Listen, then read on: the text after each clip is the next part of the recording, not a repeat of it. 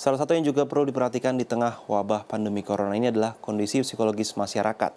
Perasaan cemas dan khawatir tertular virus corona ternyata berpengaruh besar terhadap imunitas tubuh. Untuk menanggulanginya, salah satu universitas di Bandung membuka pelayanan konsultasi psikologi berbasis online untuk masyarakat secara gratis. Pandemi COVID-19 yang terjadi saat ini mengakibatkan banyak aktivitas yang harus dihentikan untuk sementara waktu. Nah, dengan konsultasi secara daring ini tentunya dapat berguna untuk menyeimbangkan sisi psikologis masyarakat saat ini. Bagi masyarakat yang membutuhkan layanan konsultasi secara daring atau online, dapat mengunduh aplikasi Google Hangout. Saya kemudian mencoba mendaftarkan diri dengan cara mengirimkan alamat email ke nomor admin klinik. Pendaftaran dapat dilakukan setiap hari antara pukul 8.30 hingga pukul 16.00. Admin klinik kemudian merespon dengan memberikan jadwal konsultasi saya dengan psikolog yang disediakan. Konsultasi akan dilakukan sesuai jadwal yang ditentukan antara pukul 9 hingga pukul 15.30. Konsultasi dapat dilakukan dengan fitur chat atau video call. Agar lebih terarah dan mudah dipahami, saya melakukan konsultasi melalui video call. Konsultasi daring ini mulai dilakukan oleh Pusat Inovasi Psikologi Universitas Padjadjaran sejak 17 Maret 2020. Hal ini dilakukan sebagai upaya tetap memberikan layanan konsultasi pada masyarakat yang membutuhkan, namun tetap melakukan social distancing karena wabah corona. Konsultasi ini pula yang dilakukan Tidi, seorang mahasiswa S2 di salah satu universitas di Kota Bandung. Social distancing mengharuskannya menjalani perkuliahan secara daring. Kondisi seperti ini tak jarang membuat Tidi merasa jenuh. Tidi cemas, khawatir kondisi kesehatannya sewaktu-waktu menurun dan berdampak buruk. Melalui konsultasi online, ia menyampaikan keluhannya agar kondisi psikologisnya tetap stabil di masa pandemi.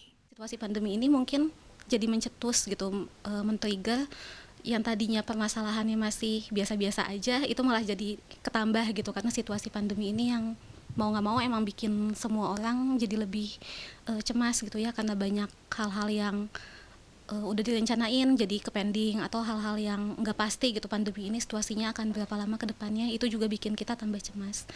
Jadi sebetulnya dengan adanya konseling online ini bisa membantu kita gitu ya untuk menghadapi kecemasan-kecemasan, terutama yang baik itu udah muncul dari dulu sebelum pandemi gitu, terus sekarang jadinya ketambah, atau emang yang baru muncul saat ini gitu. Keluhan yang disampaikan masyarakat melalui konsultasi psikologi daring cukup beragam. Di antaranya berkaitan dengan permasalahan pribadi seperti perasaan cemas, stres, gejala depresi, masalah pekerjaan, konsultasi orang tua mengenai anak, permasalahan rumah tangga, serta ada juga masyarakat yang mengalami kondisi psikologis tertentu yang spesifik sebagai dampak dari kondisi pandemik. Selain itu, peredaran informasi yang masif di media sosial juga berpengaruh terhadap kondisi kejiwaan masyarakat.